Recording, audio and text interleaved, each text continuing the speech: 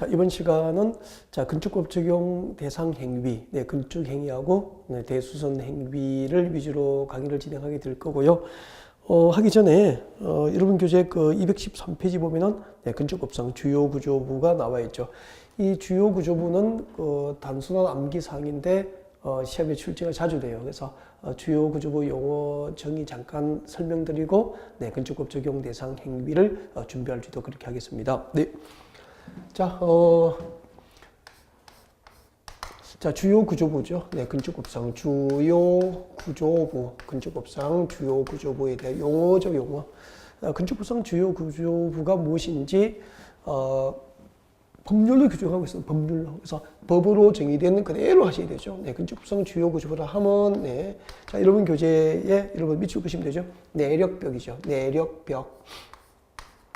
내력벽. 그 다음에 기둥, 내력벽 기둥. 그리고 바닥, 건축물의 바닥이에요. 바닥.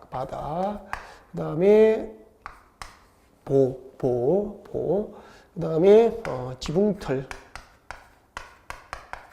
그리고 주계단 이렇게 됩니다. 이 5개, 6개죠. 이 6개를 건축법상 주요 구조부라 그래요. 그래서 보가 무엇인지, 내력벽이 무엇인지 단어 시험이 나오는 게 아니고요. 건축법상 주요 구조부에 해당하는 이 구조를 외워야 돼요. 그러니까 내력벽, 기둥, 바닥, 지붕틀, 주계단을 건축부에서는 주요 구조부라고 한다. 여기까지만 암기하시면 돼요.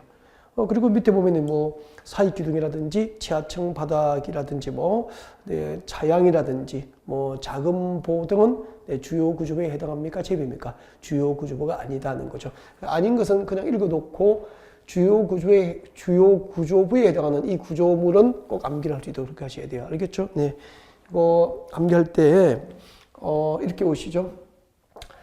내력벽이죠. 기둥이고. 그러면 뭐죠? 내기, 바보지. 내기하면 바보 될 수도 있죠. 내기, 바보지. 그렇게 오시고, 어디에서 내기하면 바보 되죠? 네, 주계단, 계단에서 그렇게 오십시오. 앞으로 계단에서 내기하면 뭐가 되죠? 바보가 됩니다. 내기, 바보지. 그렇게 암기를 했으면 좋겠고요. 내력벽이 무엇인지, 나머지는 설명을 안 드려도 될 것 같고, 내력벽하고 보는 잠깐 이야기를 좀 할게요. 그 내력벽을 여러분 교재에 보면 한자를 적어뒀죠. 이 내자가 견딜 내자예요. 우리 학교 다닐 때 이제 이렇게 쓰잖아요. 그죠? 네, 뭐죠? 이거? 참을 인자죠. 인내죠. 인내. 참고 견디겠다. 책상에 인내는 쓰고 열매는 달다. 이런 거 한두 번 적어놓고 작심삼일 한 적이 있었잖아요. 그죠? 네. 견딜 내자입니다. 견딜 내. 그러면은 력은 이제 힘력자를 쓰겠죠. 그리고 이제 벽이잖아요. 그래서 견딜 수 있는 힘이 있는 벽을 말하는 거예요. 네. 그러면은 자, 잠깐 보십시오. 여러분 이거 있잖아요. 이게 기둥이에요. 기둥이고 이쪽이 이제 건축물의 바닥면이잖아. 건축물의 바닥면이고 이제 지표면이고 그렇게 합시다. 건축물의 바닥면이고 자, 이게 이제 기둥이잖아요. 기둥이면은 그 기둥과 기둥을 위에서 이렇게 이어주는 거 있죠. 이것을 무엇이라고 하죠? 이것을 보라고 합니다. 보. 여러분 대들보 많이 들어보셨죠? 대들보. 대들보는 건축물의 가장 중심이 되는 기둥 두 개를 이어주는 게 대들보예요. 그럼 그 대들보가 떨어지면은 기둥 두 개를 연결하는 고리 부분이 떨어졌기 때문에 건축물은 와르르륵 무너지겠죠. 그래서 상징적으로 건축물의 구조 안전을 상징하는 게 대들보가 된 거예요. 그래서 자, 이게 보라고 하고요. 그 다음에 이제 지붕을 얹기 위해서 석가래와 같은 그 구조물을 놓게 됩니다. 지붕을 얹기 위한 구조물, 석가래와 같은 구조물을 지붕틀이라 그래요. 지붕틀 그렇게 합니다.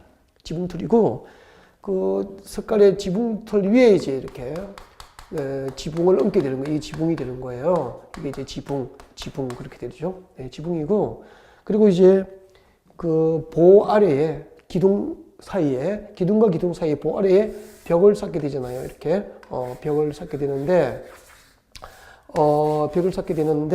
이 벽이 있잖아요. 이 벽이 철근 들어가는 콘크리트 구조로 된 벽이에요.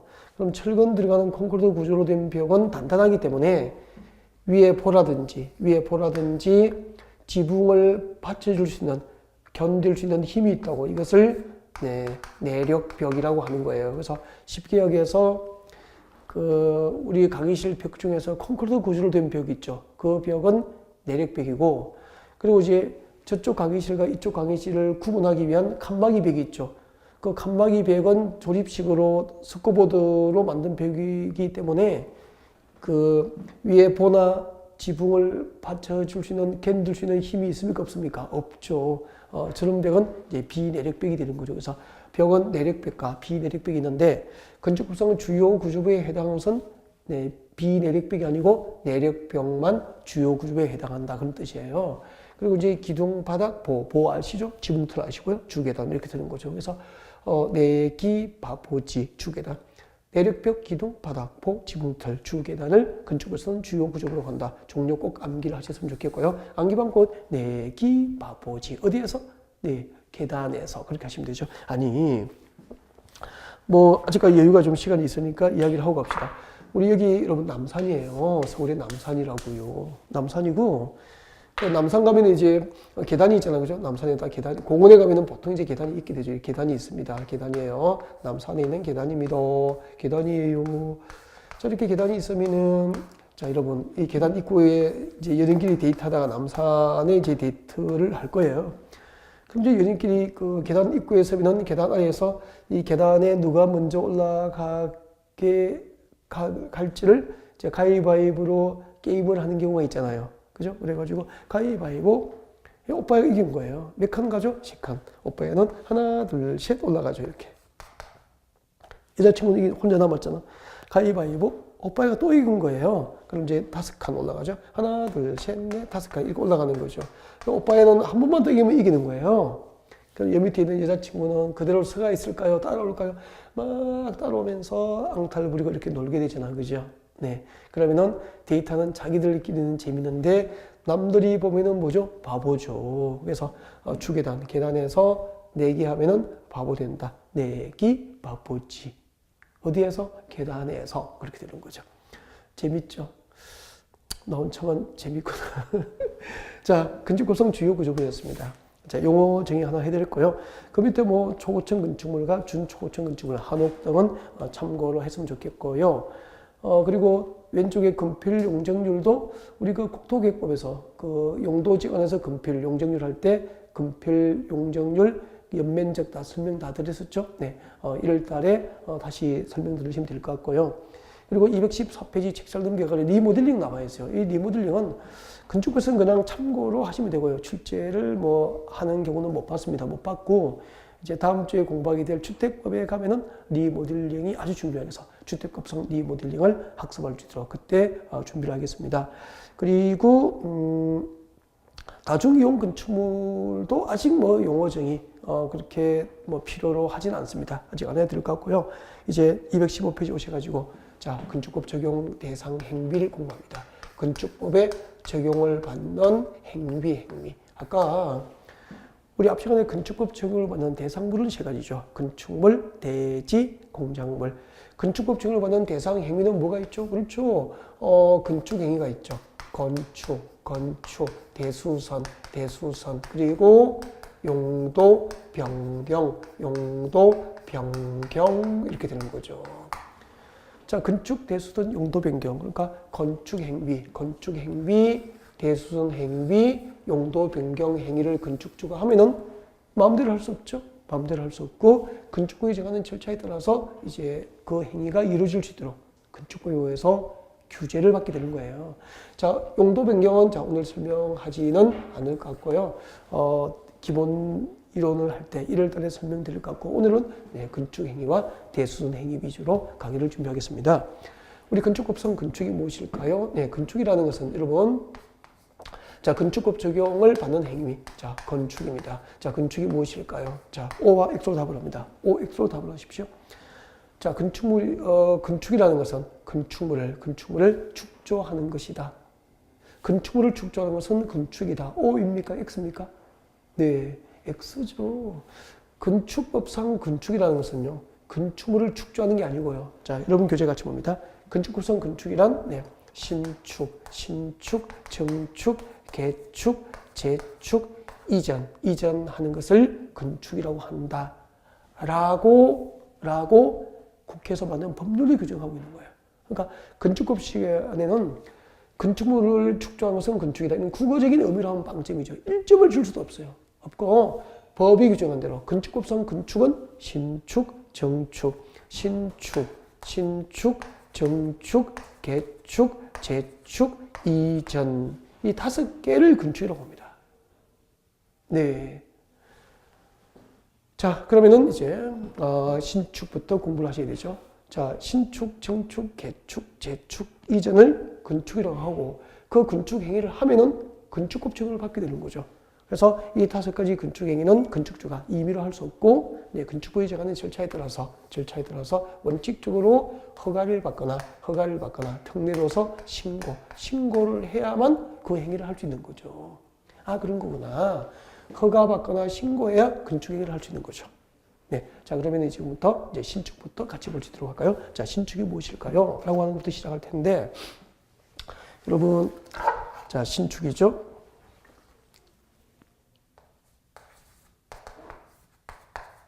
신축이라는 것은, 자, 건축물을 새로 축조하는 것이다. 그럼 틀려요. 새로 축조하는 게 아니고요. 자, 신축의 개념, 신축이 무엇인지를 우리 건축법에서는 2가지로 규정하고 있습니다. 같이 볼까요? 자, 신축이라 하면 여러분 교재 보셔야 되죠. 215페이지고요.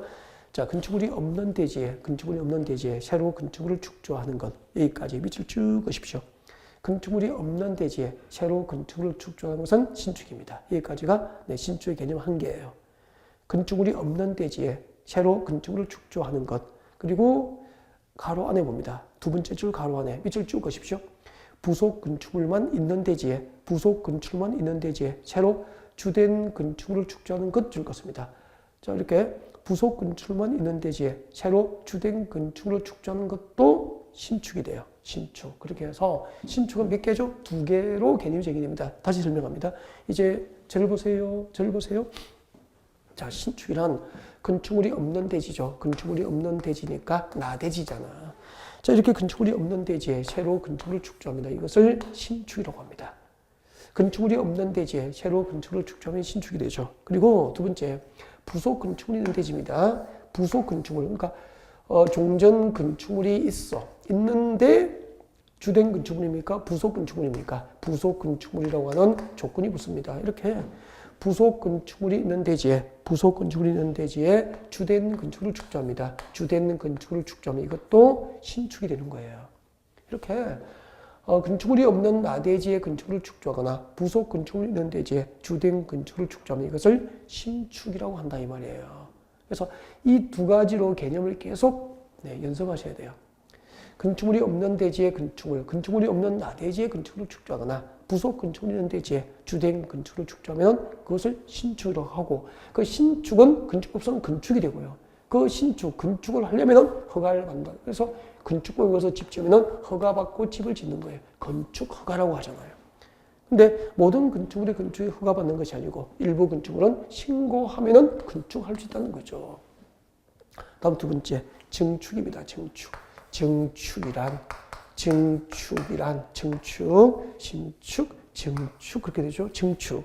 자, 증축이란 기존 건축물이 있는 대지 안에서 건축물의 자, 동그라미 합니다. 건축 면적, 연면적, 높이 동그라미 합니다. 자, 건축 면적과 연면적과 높이를 증가시키는 것. 이것을 증축이라고 합니다. 자, 그래서 증축이라는 것은 자, 건축물이 있는 대지예요. 여러분 여기 보세요. 건축물이 있는 대지잖아요. 자, 이렇게 건축물이 있는 대지에다가 건축물을 다시 축조합니다. 다시 축조하면은 새로 축조된 것만큼 이만큼 건축 면적이 증가되잖아요.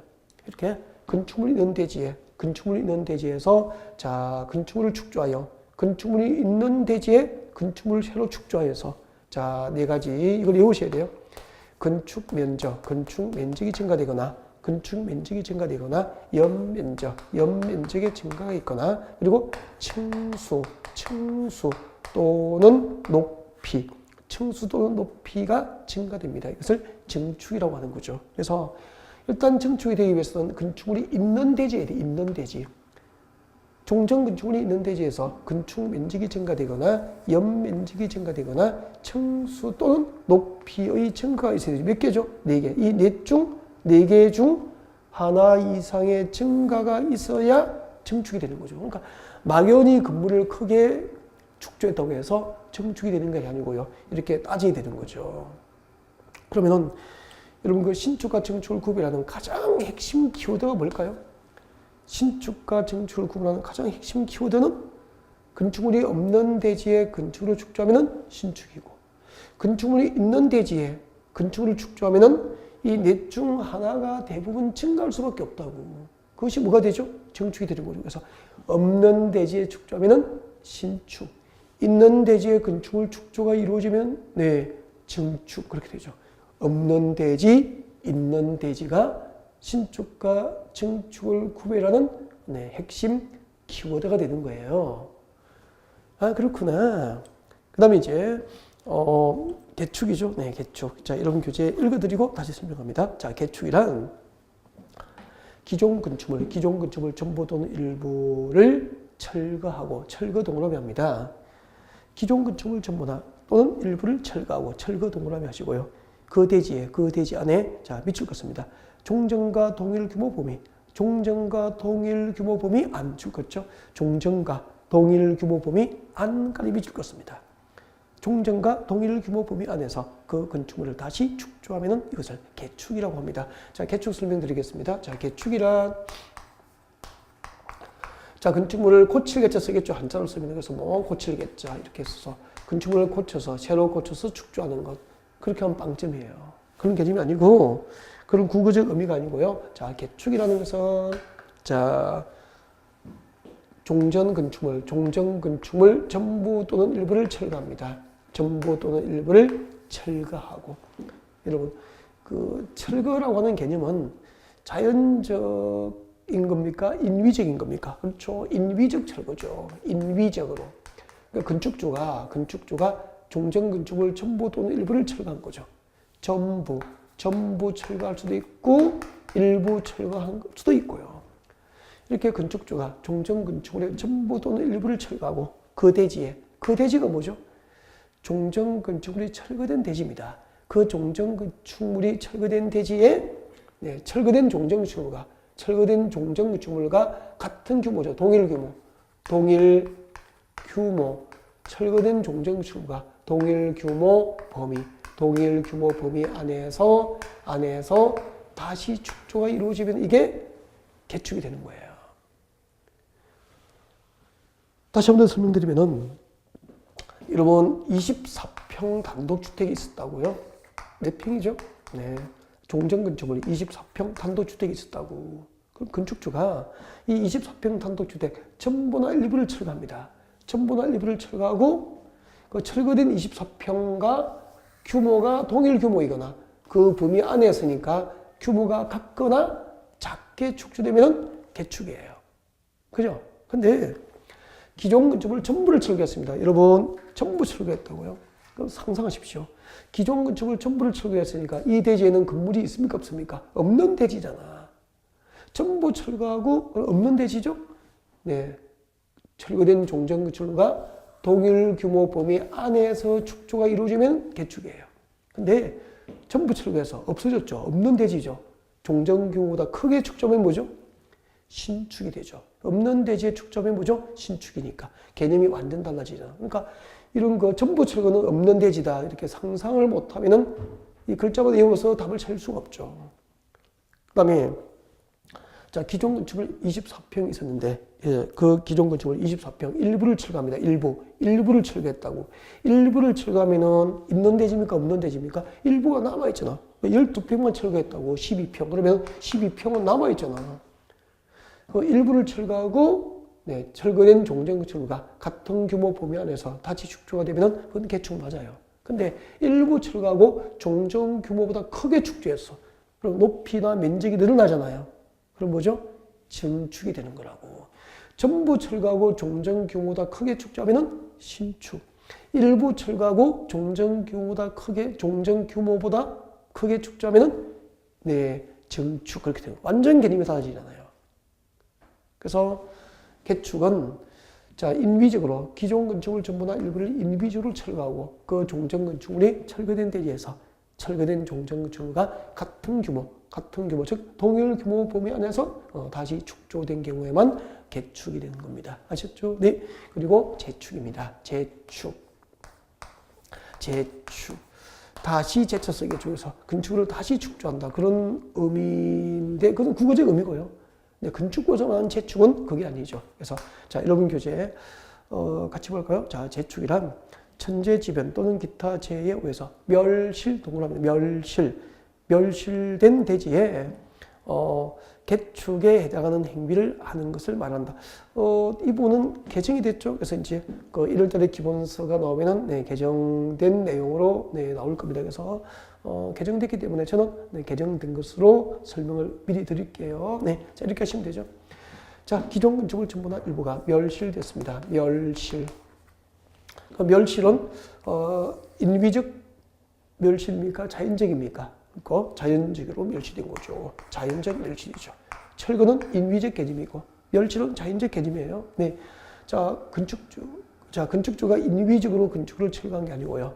건축물이 자연재해 등으로 자연적으로 멸실됐다고. 그 대지에 기존 건축물 전부나 일부가 멸실된 대지에 자, 첫 번째요. 자, 멸실된 종전 건축물과 멸실된 대지의 건축물을 다시 축조하는데 그 멸실된 종전 건축물과 네, 연면적 합계가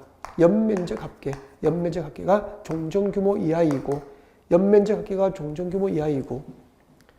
기존 건축물 전부나 일부가 자연재해로 멸실된 대지에 네, 건축물을 다시 축조하는데 연면적 합계가 종전 규모 이하이고 그리고 동수, 청수, 그리고 높이. 몇 개죠? 세 개죠. 이 세 개를 각각 외워야 됩니다. 자, 건축물의 동수, 가동, 나동, 101동, 102동, 동수, 청수, 높이가 종전 규모 이하여야 됩니다. 종전 규모 이하이면은 이 두 가지 요건을 모두 갖추면은 그것은 재축이 돼요. 기존 건축물 전부나 일부가 자연재해 등으로 멸실된 대지에서 자, 건축물을 새로 축조하여 연면적 합계가 종전 규모 이하이고 연면적 합계가 종전 규모 이하이면서 동수, 청수, 높이가 종전 규모 이하이면은 재축이 되는 거예요. 아, 그런 거구나. 혹시 동수, 청수, 높이가 종전 규모를 초과하더라도 범령과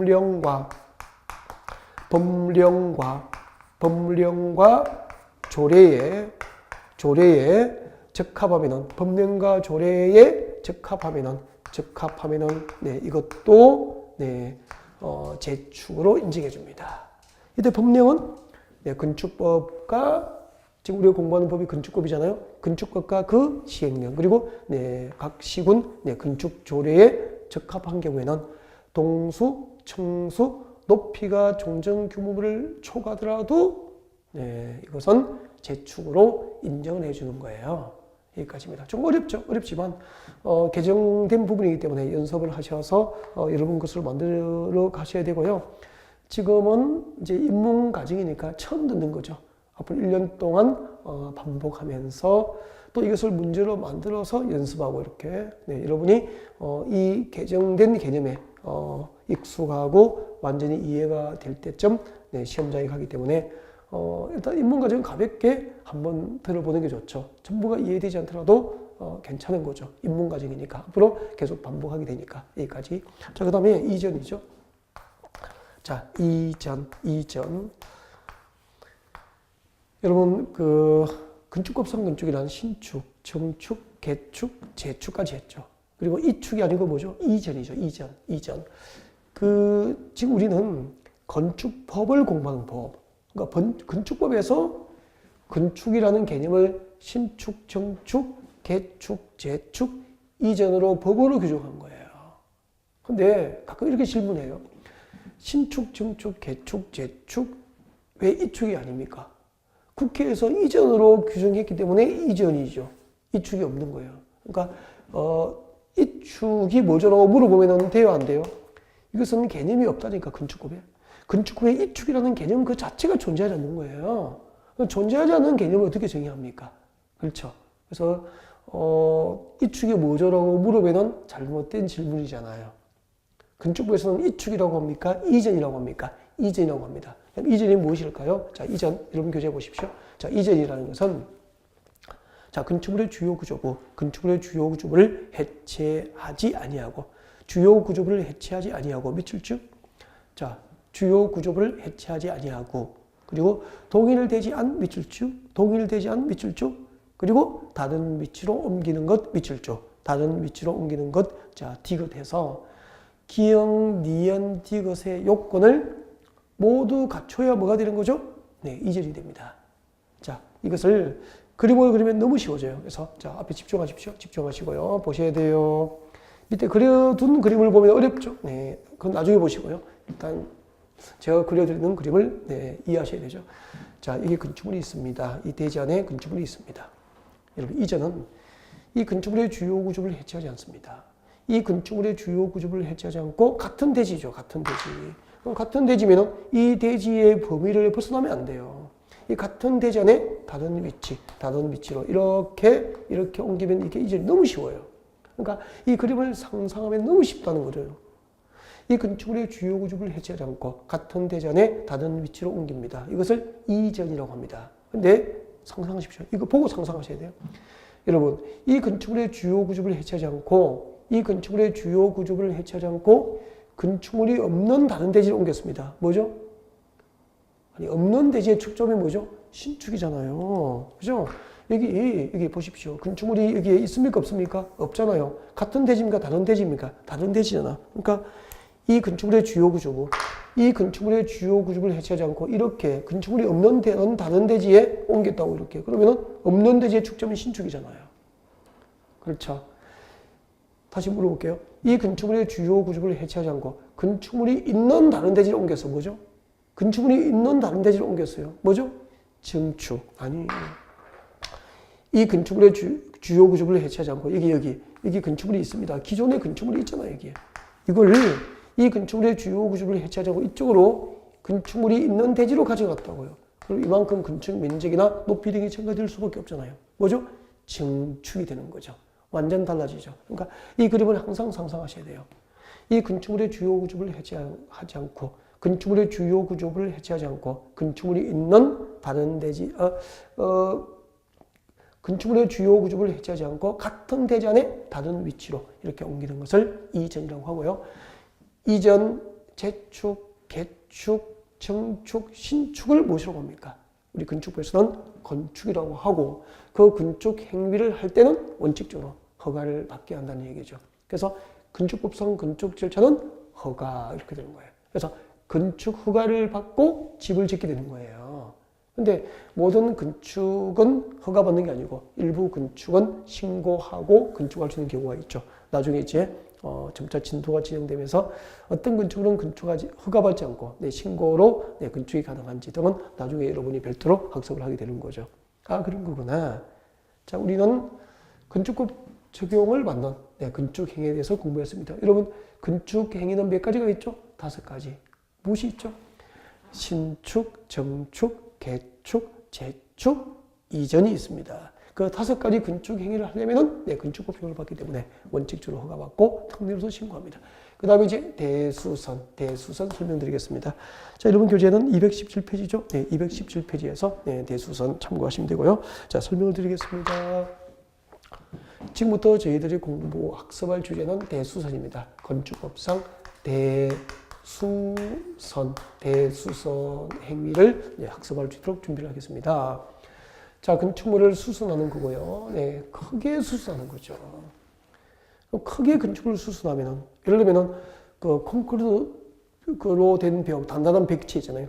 콘크리트 구조로 된 벽을 막 해체해버린다든지, 기둥을 뽑아버리든지, 이렇게 너무 크게 건축물을 수선하면은, 구조 안전상 문제가 유발될 수 있고, 건축물이 붕괴되면 많은 사람이 희생될 수 있고, 많은 재산 피해가 발생할 수도 있잖아요. 그래서 건축주가 이렇게 건축물을 너무 크게 수선하는 대수선하는 행위를 할 때는 이제 건축법에 의해서 이것을 이제 허가를 받거나 신고를 하고 그 행위를 하게 한 거죠. 바꾸기 가면은 허가를 받지 않거나 신고하지 아니한 경우에는 건축물을 크게 수선하는 행위를 건축주가 마음대로 할 수 없도록 규제를 가해서 그 건축물의 안전을 확보하기 위해서 이렇게 대수선 행위도 건축법 적용을 하게 된 거죠. 자, 그러면은 어느 정도 크게 수선해야 대수선인지 그 기준이 객관적이 되죠. 그래서 우리 건축부에서는 건축 행위에 해당하는 행위를 5가지 규정하고 있듯이 우리 대수선 행위에 해당하는 행위를 9개를 규정하게 된 거예요. 자, 그러면 건축법상 대수선으로 규정된 행위 9가지를 지금부터 같이 볼 수 있도록 합니다. 9가지를 지금 하실 필요는 없을 것 같고요. 제가 상징적으로 한 2개 정도 설명할 수 있도록 그렇게 합니다. 자, 첫 번째 1번. 내력벽을, 대수선이란 내력벽을, 아까 내력벽 배웠죠? 네. 보라든지 보호, 그리고 지붕을 받쳐줄 수 있는, 견딜 수 있는 힘이 있는 벽은 내력벽이 되죠. 이 내력벽을 증설하거나 해체하거나, 여러분 교재 보시면 되죠. 내력벽을 증설 해체하거나, 나 뒤에 다 끊어버리십시오. 여기까지가 대수선이에요. 내력벽의 벽면적을 증설하고 해체하면 대수선이 되는 거예요. 그러니까 우리 아파트 입주할 때 가끔 아동방을 확장하거나 거실 면적을 이렇게 확장하는 공사를 하는 경우 있죠. 그때 단단한 콘크리트 구조로 된 벽을 잘라내면은 뭐죠? 내력벽 해체가 되는 거예요. 그러면은 콘크리트 구조로 된 내력벽을 이제 아동방 확장하려고 잘라내면은 그것은 여러분은 무슨 행위를 하는 거죠? 대수선 행위를 하는 거라고요. 그러면은 원칙대로 구청에 가서 허가를 받고 그 행위를 하든지, 아니면 신고 대상이라면 신고를 하고 그 행위를 하셔야 돼요. 근데 내력벽 해체하면서 허가나 신고를 하지 않고 콘크리트 구조로 된 벽을 잘랐고, 나중에 지진으로 건축물이 조금 흔들렸는데 아파트가 무너졌습니다. 그러면 그 붕괴의 원인을 조사하겠죠. 그죠? 조사해가지고 허가나 신고 서류가 없으면 여러분은 허가 받지 않고 내력벽 해체, 철거한 법적 책임을 여러분 지게 된다고요. 그래서 그럼 나중에 여러분이 고객이 아파트 입주하고 할 때 내력벽 해체를 할 정도로 크게 이제 리모델링 한다든지 수설을 개인적으로 할 때는 이런 절차를 설명해서 여러분의 고객을 법적으로 안전하게 대수선이 가능하도록 도와드리기 위해서 이걸 학습하는 거죠. 중개 업무에 필요하겠죠? 그래서 학습하는 거예요. 자, 내력벽의 내력벽을 증설 해체하거나, 그 다음에 내력벽의 벽면적 30제곱미터 이상을 수선하거나 변경하는 것도 건축법에서는 대수선입니다. 내력벽의 벽면적 30제곱미터 이상을 수선, 변경하는 것도 대수선이 되는 거예요. 아, 그렇구나. 내력벽을 증설 해체하거나 내력벽의 벽면적 30제곱미터 이상을 수선하거나 변경하는 것도 대수선이다. 문제 되겠습니다. 준비됐죠? 네, 문제 될 거예요. 내력벽의 벽면적 20제곱미터를 해체하면 대수선이다. 오, 믿겠습니까? 오죠. 아니, 내력벽의 벽면적 20제곱미터를 해체했잖아요. 수선하고 변경할 때는 얼마? 30제곱미터 이상을 수선 변경의 대수선이에요. 근데 증설하고 해체는 뒤에 30하고는 관계가 없는 거예요. 그래서 증설 해체할 때는 5제곱미터를 하든 10제곱미터를 하든 20제곱미터를 하든 전부 대수선이 되는 거예요. 아셨죠? 네. 아까 내력벽을 증설 해체하거나 나뒤에 끊어야 된다고 그랬죠. 여기까지가 대수선이에요. 그리고 내력벽의 벽면적 30제곱미터 이상을 수선 변경하는 것도 대수선. 그래서 수선하고 변경할 때는 얼마 이상? 30제곱미터 이상이 필요하지만 증설 해체는 증설 해체 그 자체가 대수선이 되는 거예요. 네. 그리고 또 하나만 더 할까요? 기둥을 원리가 비슷하기 때문에 이제 이렇게 한 두 개만 배워두면 여러분이 나머지 읽어보시고요. 또 1, 2월 기본 이론 과정 등에서 다시 설명드릴 수 있도록 그렇게 준비할게요. 여러분 기둥을 증설하거나 기둥을 해체하거나 여기까지 대수서예요. 기둥을 증설 해체하거나 여기까지 대수서입니다. 나 뒤에 끊어버려야 되죠. 그러면 기둥을 증설하고 해체하면은 대수서예요. 이때는 개수하고 상관없는 개수.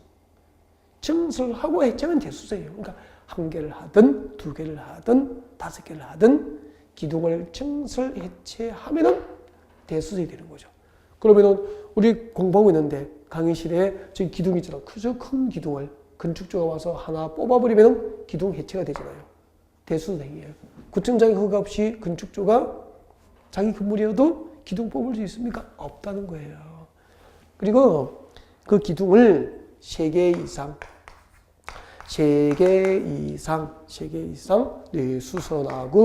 수선하고 변경하는 것도 대수선이 되는 거예요. 그래서 기둥을 3개 이상 수선 변경하는 것도 대수선 그렇게 됩니다. 그래서 수선하고 변경하는 것은 몇 개 이상? 3개 이상. 증설 해체는 개수하고 상관없이 대수선 그렇게 됩니다. 이것만 조심하시면 뭐 틀릴 이유가 별로 없잖아요. 그리고 객관식으로 나오기 때문에 보고 기억나면 되죠. 뭐 책도 뿌놓고 저처럼 암기할 이유는 없잖아. 그죠? 여기까지. 자, 건축법 적용을 받는 행위였습니다. 건축 행위, 대수선 행위에 대해서 학습이 이루어졌습니다. 용도 변경 있죠. 아마 용도 변경은 나중에 이제 이거 지금 우리 입문서에는 아직까지 편집돼서 들어오지 않았기 때문에 지금 설명을 하기는 좀 그렇고요. 나중에 이제 기본 이론을 할 때 1, 2월 과정에서 설명을 드릴 수 있도록 그렇게 준비를 하겠습니다. 그리고 이제 218페이지 옵니다. 218페이지 오시면은 10번에 뭐가 나와 있죠? 그렇죠. 도로가 나와 있습니다. 도로. 이 도로에 대한 용어 설명을 잠깐 드릴 수 있도록 그렇게 준비할게요. 건축법상 도로는 나중에 실무에서 아주 중요해요. 그래서 도로에 대한 정확한 개요가 이렇게 잘 정리가 되어 있어야 되겠죠. 네, 도로 설명하겠습니다.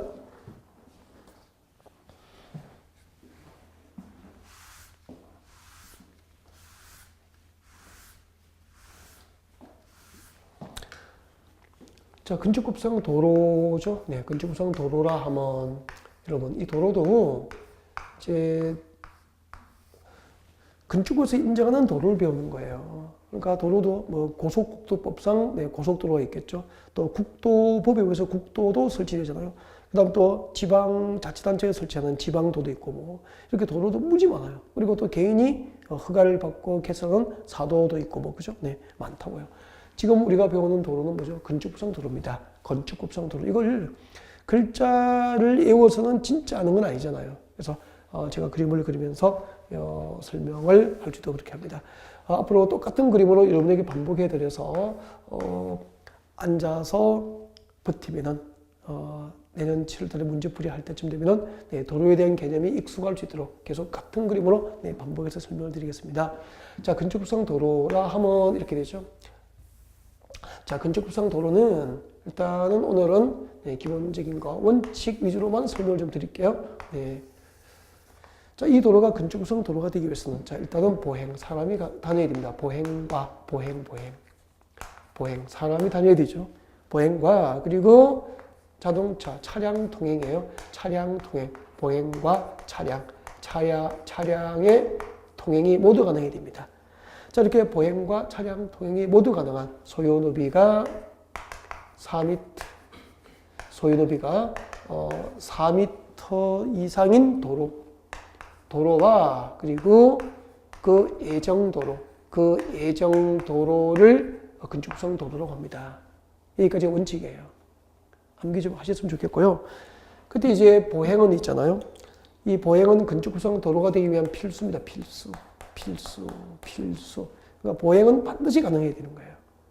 그러면은 차량 통행은 네, 상대적 요건이에요. 상대적 요건이고 보행은 절대 필수 요소고 그래요. 그러면 보행은 가능한데 차량 통행이 불가능한 경우에 건축법상 도로가 될 수 있는 경우는 있어요. 필수 요건, 절대 요건을 갖췄기 때문에. 근데 차량 통행이 가능하더라도 네, 필수 요소인 보행이 불가능한 도로는 건축구상 도로가 될 수 없다는 거죠. 그러면은 자동차는 다니는데 보행이 법에 의해서 금지되면은 자동차 전용 도로잖아. 그러니까 자동차 전용 도로는 보행할 수 없기 때문에 네, 건축구상 도로가 될 수 없다는 거예요. 그러면은 그 다른 도로에 접하는 부분이 없고 고속도로나 그 서울 외곽순환 고속도로는 자동차 전용 도로잖아요. 그 자동차 전용 도로에만 접하고 있는 대지, 자동차 전용 도로에만 접하고 있는 대지는 건축법상 맹지이기 때문에 건축 허가를 원칙적으로 받을 수 없게 돼요. 원칙적으로요. 네. 자, 아무튼 보행과 자동차 통행이 모두 가능해야 되고요. 왜 건축법상 도로에 소유되면 4m 이상을 원칙으로 한다고 법을 만들냐면은 보행이 가능해야 되죠. 한 사람이 보행하기 위해서는 편안하게 보행하기 위해서 1m가 필요하다고 봅니다. 법에서. 그리고 차량이 통행하기 위해서는 몇 미터가 필요하죠? 3m. 그래서 사람도 다니고 자동차 통행도 가능해야 되기 때문에 네, 사람 몫이 1m, 차량 통행 몫이 3m.